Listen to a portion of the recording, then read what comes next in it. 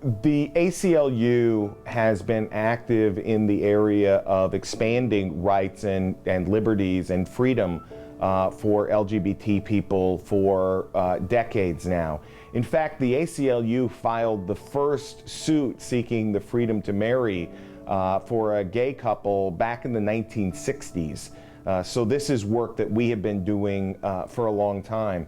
It wasn't so long ago that the ACLU was fighting in many states to assure that gay and lesbian couples could adopt children. It wasn't so long ago that we were working in many states, including in Illinois, to pass legislation that would ensure that a gay or lesbian or transgender person could not be fired simply because of who they were.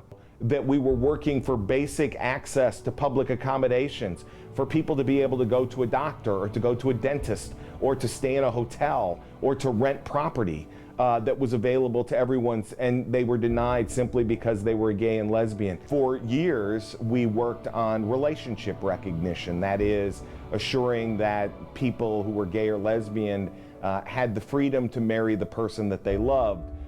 And as you know, we have now won a great victory nationally in that area. When I heard about the ruling of same-sex marriage, I felt like it was an accomplishment. I'm very happy about the Supreme Court ruling because I feel like that's one more step towards equality, but at the same time, I feel like in terms of LGBT rights, we still have a long way to go. We need a broader recognition of the ability to limit discrimination against LGBT people. In many states across the nation, you can still be fired simply for being gay or lesbian or being perceived to be gay or lesbian.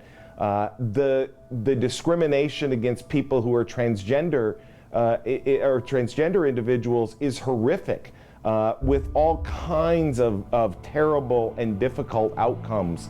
And ending that discrimination is important.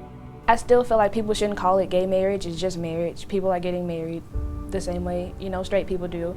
And I was very happy about it because now that means that whoever I choose to be with in the future, I can get married either way. We get hung up on, gender stereotypes and sex and things of that nature when really it's about someone, being able to simply live and be who they are in a way that they don't have to be noticed or singled out or treated differently. Young people who are gay or lesbian or questioning or transgender, a lot of the progress that has been made is really providing an environment for them to grow up in, to mature, to come of age in which they will understand that they are not alone, that they are not somehow different, that they really are part of our community. And I think that is the most important signal that we can send. And when you look at everything from understanding that they can one day grow up and have the government recognize their relationship. I hope that the Supreme Court ruling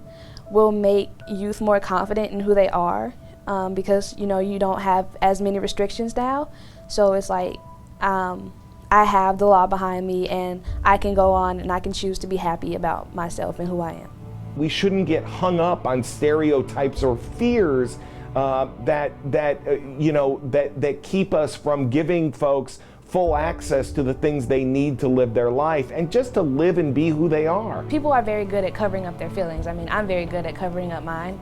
So you never know, somebody may have pretended to be okay with it, but the whole time they were uncomfortable or whatever. And I'm not the type of person who likes to make people uncomfortable, but at the same time, you can't ask me to be anybody other than myself.